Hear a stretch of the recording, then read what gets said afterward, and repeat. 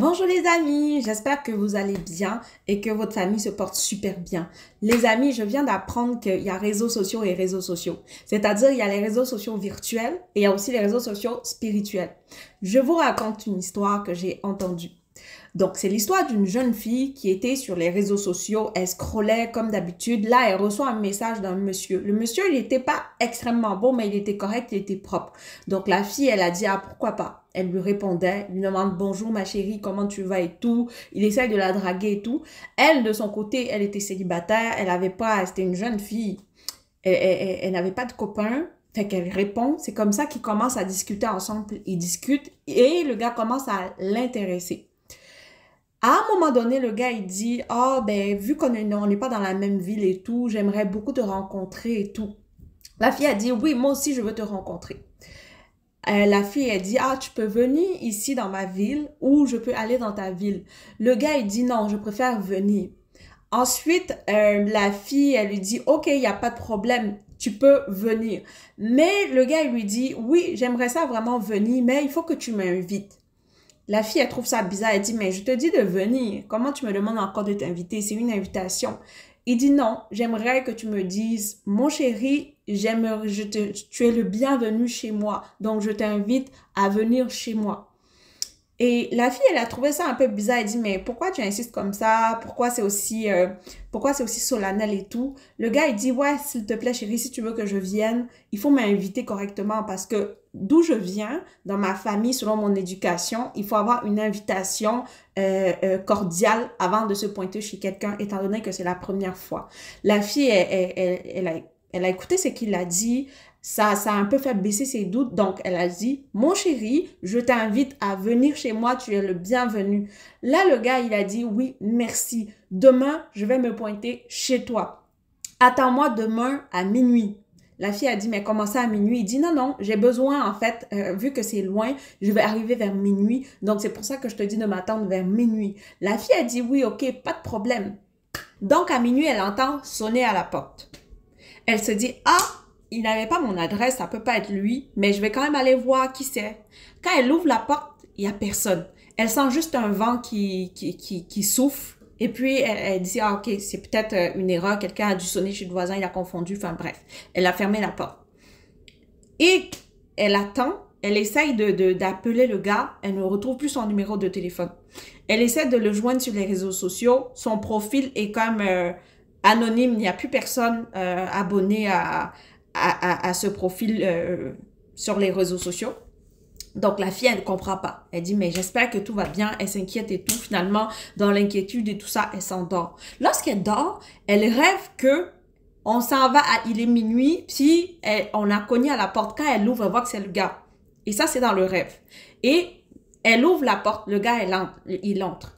Mais elle dit, mais tu connais pas mon adresse, comment tu as fait pour rentrer ici? Je me suis inquiétée, j'ai essayé de t'appeler. Il dit, mais non, il est minuit et je suis rentrée. Tu m'as invité. Quand tu m'as invité, tu m'avais déjà donné l'adresse et tout. Elle ne se souvenait pas, mais elle a banalisé. Donc le gars, il dit, merci de m'avoir invité. Merci d'avoir accepté d'être ma chérie. Maintenant, on va habiter ensemble, on va vivre ensemble.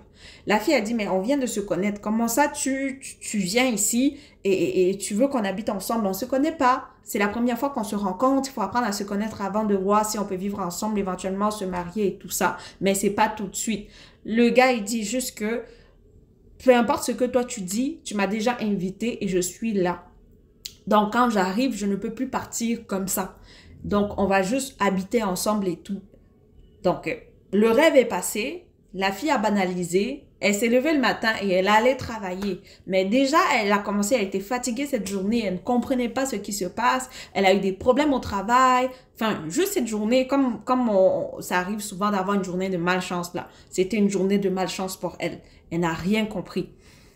Le soir, quand elle rentre, avec la fatigue et le sommeil, elle s'endort et elle rêve encore. Elle rêve du monsieur qui est là quand elle rentre du travail. Et dans son rêve, elle rentrait du travail et elle a été accueillie par le monsieur qui lui a fait à manger. Il s'occupait d'elle comme si c'était son époux, son mari. Fait que comme c'était agréable, hey, tu rentres chez toi puis tu vois quelqu'un qui a cuisiné, qui t'accueille avec amour, avec... Enfin, elle chillait son rêve en paix. Le lendemain encore, elle se réveille, elle est très fatiguée. Elle s'en va au travail, ça ne va pas. Ainsi de suite jusqu'à pendant 2 semaines, 3 semaines, 1 mois, elle finit par être renvoyée du travail parce qu'elle s'absentait souvent, elle était malade, son état de santé, ça n'allait pas. Elle était malade et tout. La fille ne comprenait pas ce qui se passe. En un temps de mouvement, elle a perdu son travail, elle passe son temps à rêver qu'elle vit avec un monsieur, qu'elle est mariée avec un monsieur. Le monsieur, il ne répond plus sur les réseaux sociaux. Elle trouvait ça bizarre. Elle a donc parlé de ça à une amie à elle. Mais c'est l'amie qui dit, mais toi, tu es normal. Comment tous ces événements peuvent se passer et toi, ça n'allume pas une lumière dans ton cerveau. Comment tu peux rêver tous les jours que tu es avec quelqu'un? Il t'accueille à la maison, il te fait à manger, toi, tu manges sans problème et cette personne, il n'est plus joignable du tout et ça ne te tonne pas. Donc, l'ami a dit, viens, on va aller prier. Donc, ils se rendent à l'église. Quand le pasteur a vu la fille, il a crié, il a dit, tu pars, tu es en train de mourir. C'est donc, ils ont fait la prière et tout. Et le pasteur, c'est qu'il a expliqué à la fille, c'est que en fait, tu es un pas dans le monde des morts et un pas dans le monde des vivants. Ce qu'elle a expliqué, c'est que le monsieur, en fait, c'est un esprit, ce n'est pas un être humain. Et le fait qu'elle ait invité chez elle, elle lui a donné l'autorisation de venir et d'être son chéri.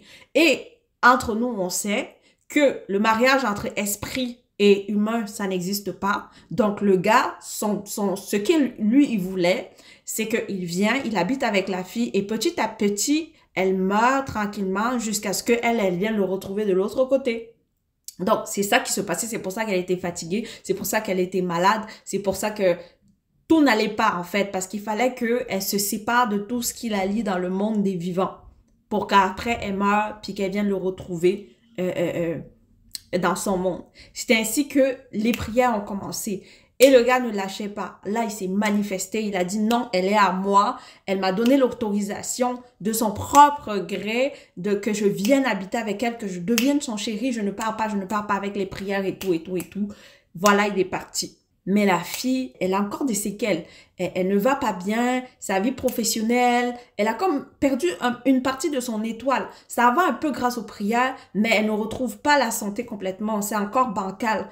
Et on espère que Dieu va lui faire grâce pour qu'elle puisse recouvrer toute la santé et retrouver l'état dans lequel elle était avant que tout ça n'arrive. Juste pour vous dire que les réseaux sociaux sont vraiment dangereux. C'est pas tout le monde qui est vivant sur les réseaux sociaux.